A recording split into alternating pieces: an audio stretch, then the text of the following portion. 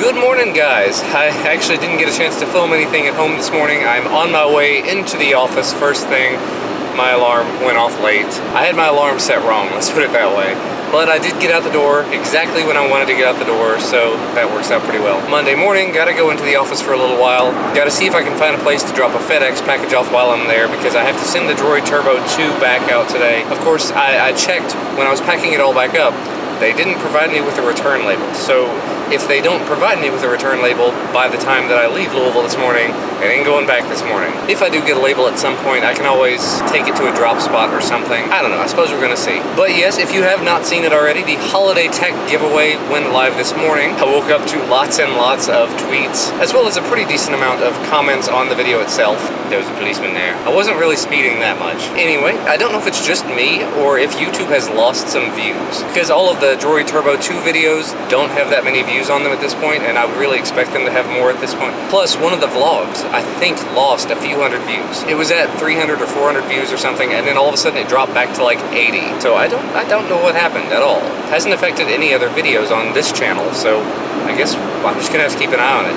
I know YouTube said that they were having some problems with view counters from like November 25th moving forward. So maybe they've just lost a bunch of views. Or maybe they're recounting, or I don't know. I used to work, when I worked for Lexmark, that's actually the kind of stuff that I was doing there. Lexmark acquired a company a couple of years back that essentially did the exact same thing that YouTube does, but for the enterprise. So if you wanted to be able to present your videos and do your own branding on the stuff and do your own ads, you could do so using this company's products. And they would even keep track of all the view counts for you and do all of the video hosting and the video playback and everything. And they would just bill the company, whoever it was, based upon the amount of views. So I worked on the analytical side of that. So I had to know a decent amount about how that data was taken in and how it was parsed through and how it was meshed and munged to make a play, or a view, or a download. So if I had to guess, the data is probably still out there somewhere. The data to say what type of views they were and where they came from and all the other stuff that YouTube keeps track of. It's probably just a matter of finding that data and putting it in the right places. Anyway, I've been going on for entirely too long about this. Make sure you guys check out the Holiday Tech giveaway if you have not already. One of the Moto E's that I have has gone up into that, so I'm going to be giving that away. And yes, I realize that I'm giving a $10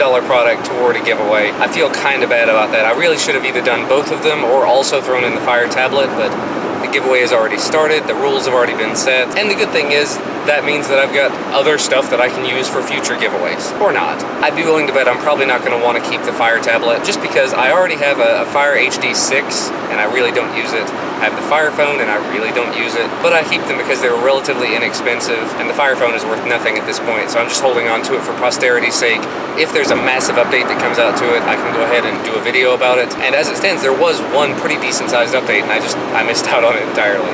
Anyway, I'm going on and on. Time to go into work. Alright, bit of a longer morning in the office, but definitely not a problem. My boss had tons and tons of other meetings going on, so he wasn't able to immediately meet with me like he normally would. But that's no big deal. The car's going entirely too fast. But anyway, I was able to give him the quick update, let him know where I stand with what I'm working on.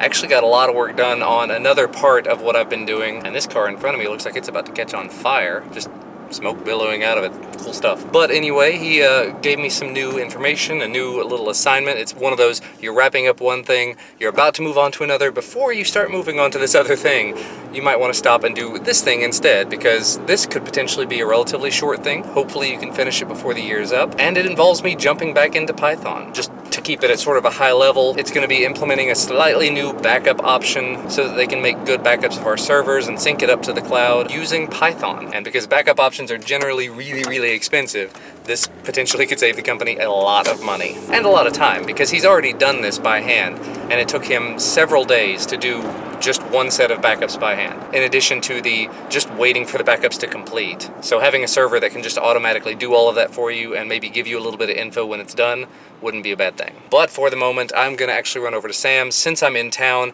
there's a Sam's Club here. Sam's is kind of like Costco, but it's the Walmart alternative. Gotta pick up a few things, and it's always really convenient to be able to do that while I'm here. Oh, right, that was good and painless. Well, I was gonna say good and painless, but no, it wasn't.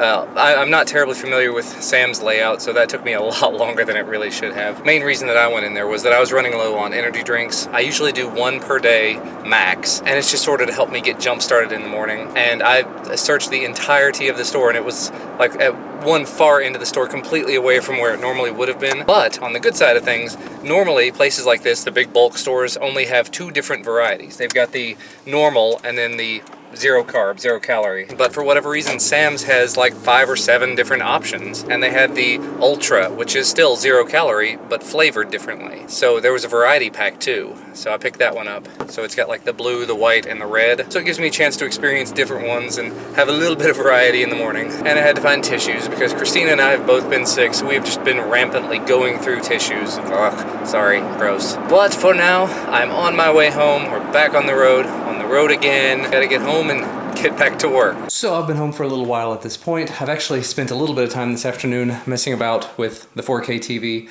I had a comment on one of my previous videos from Andy asking if the new TV and HDMI graphics card works with 4K at 60 Hertz, and with the 30 Hertz the mouse cursor is going to be slow and laggy, and that's exactly what I've been experiencing with it. Because you can see right here, I've got the monitor pulled up right now. If I move the mouse, actually it looks a lot smoother now. Oh, it's probably defaulted back to 1080. Yeah, it went back to 1080, 30, so let me go back to 4K at 30. There we go. So yeah, you can see, kind of see there, if you can see the mouse moving. It's better than I would expect. It's still not bad.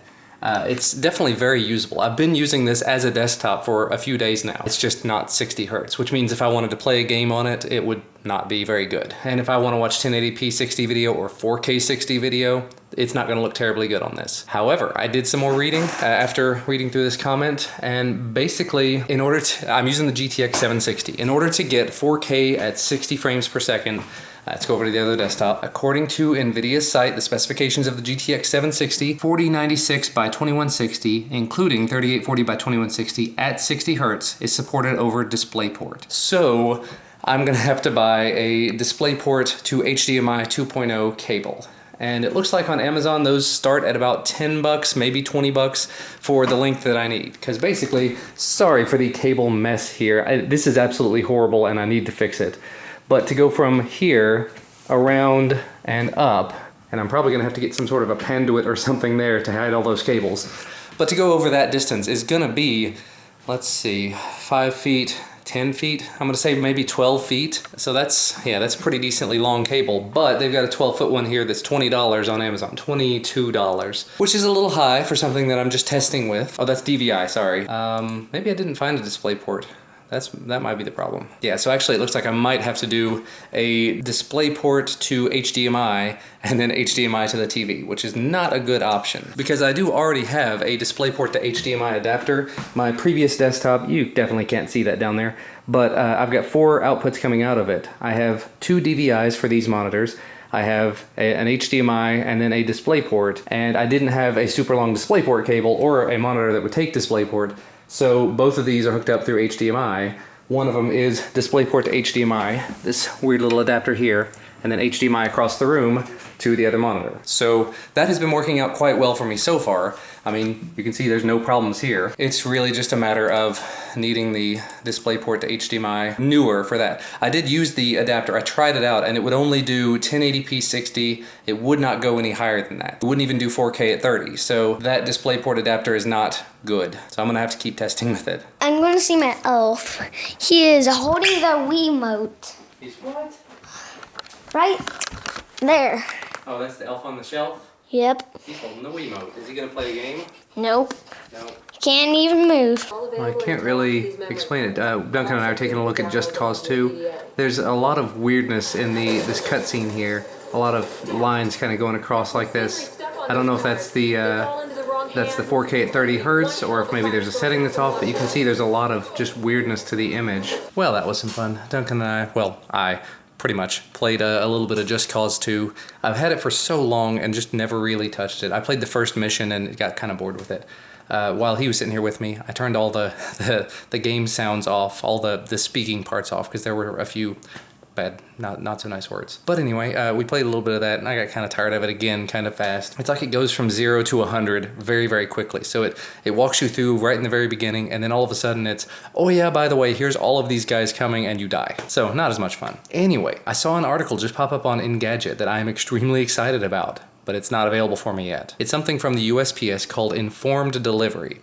Right now, I have my USPS, so basically anytime there's a package coming my way with my name on it, it sends me an email to let me know. It gives me all the tracking details. This Informed Delivery thing, though, for up to 10 pieces of mail, I think that's what it said, up to 10 pieces of mail, they will send you images of it. You know, they're going through your mail to sort it anyway. I guess they just take photos of it and then they put them in a certain place, they tag them and put them online into your USPS account. And it says that everything you can expect each day can be viewed through the web dashboard, but currently it's only available in Virginia, New York City, and Connecticut. And they're going to be expanding it in 2016. So not available where I am here in Kentucky at the moment, but that is definitely a service I could go for. I'd just be curious to see if it would work for packages only or if it would be for packages and for letters, because I don't think I would really want to see all of the letters that I receive, because we receive a lot of junk mail. And realistically, most of the time, whenever we've got packages coming, we know that they're coming and we know what they are. But there are the occasional package where it's like somebody sends us something and they didn't bother to say anything about it, and USPS lets me know it's coming and I can see where it's coming from,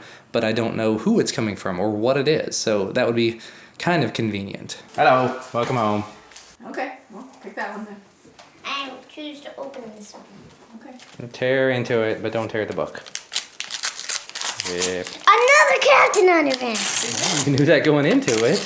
Turned away. Captain Underpants and the principal. No, and the perilous Plot of So can you read it now? Professor. Professor, just like a college professor. Poopy Pants. Okay, so that's all about you? Nope. No, we're finally getting around to trying the last of the things from the Munch Pack.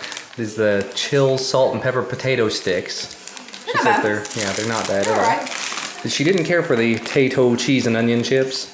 I don't mind them, they're not bad. They kind of remind me of sour cream and onion chips, but if you'd replace the sour cream with cheese. So, I mean, that's kind of the obvious answer there. And in my experience, my opinion, that's not exactly a terrible thing. So, They're okay. yeah. It's kind of like just a cheese potato chip with a little bit of an onion flavor. We are playing some Star Wars Galactic Dice again.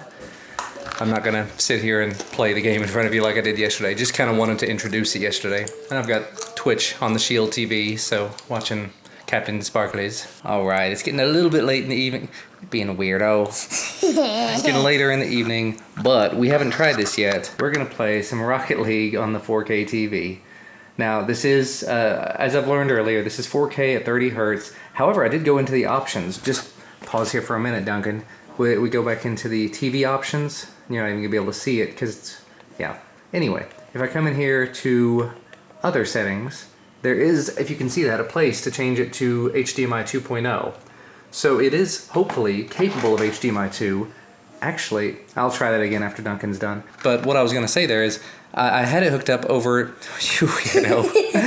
I had it hooked up over HDMI to DisplayPort to the computer earlier, and for some reason it wasn't doing 60 hertz. So I attributed it to the cables and or the DisplayPort to HDMI adapter. In fact, it may have actually been a setting on the TV, so I'm going to try that again here in a bit. He is just a total weirdo. Do not blame me for his weirdness, although it's probably my fault. Yeah. Anyway, time to play, right? Yay! By the way, as an update to something I was talking about earlier, Duncan took off. Yeah, he's done playing Rocket League for now. It looks like YouTube has finally started updating the view counts that they seem to have lost. So the 4K desktop setup video is now almost 400 views. The Droid Turbo review, which was at like 600 or 700 views, has jumped up to almost 2,000 views. Unfortunately, all of the camera sample videos are not getting a huge amount of views, but I uploaded all 3 of them at the exact same time, so I would expect for them not to do terribly well. And they've all got really similar titles, but that's okay. Because I mean, they took next to no time to make, and it should just be more impetus to move on and make more videos. I've got to do the Nexus 5 X review. I've got to do the Huawei watch review. I've actually got 3 or 4 videos that I'm just sitting on that I'm this close to finishing. Like the first video about the Seiki TV, I kind of want to hold off on doing that one because I've spent a lot of time with it now. There are some limitations, there's some problems, but there's also a lot of good to it. And I want to wait until I get the HDMI 2.0 cable with a DisplayPort to HDMI adapter that works. And actually saying that reminded me that I hadn't actually tested the existing DisplayPort and HDMI cable just to see. I didn't think it was going to work, but it was worth a shot. And it didn't. She said dangerous things. She said them earlier, but earlier she said, hey, after Duncan goes to bed, we can have strawberry cake. Being mean to the little boy. No. Duncan doesn't even like strawberry cake. Yeah. Duncan loves strawberries.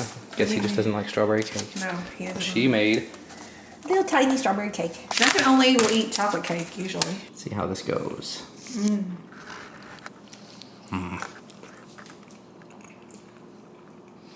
That's pretty tasty. Good stuff. And just like that, the evening is probably about to come to an end. Christina and Duncan have headed to bed at this point.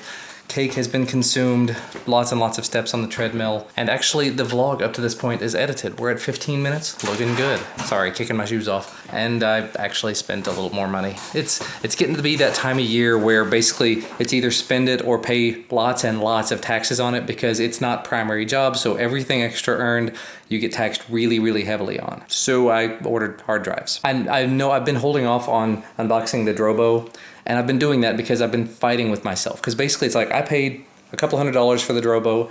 I'm getting ready to stick 3 decently old 1.5 terabyte drives in there for a total of 2.7 terabytes of storage.